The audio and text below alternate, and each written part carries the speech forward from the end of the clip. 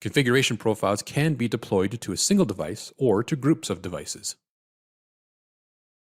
To install a configuration profile on a single device, in the main dashboard, right-click the device in the north pane, go to Manage Profiles, then Install. Select the checkboxes for the profiles and click Install.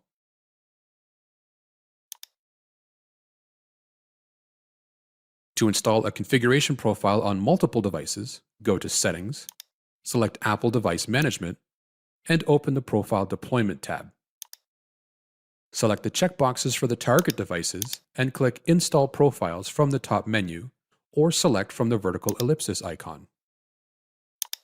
Review the selected profiles and devices in the Summary pane and click Install.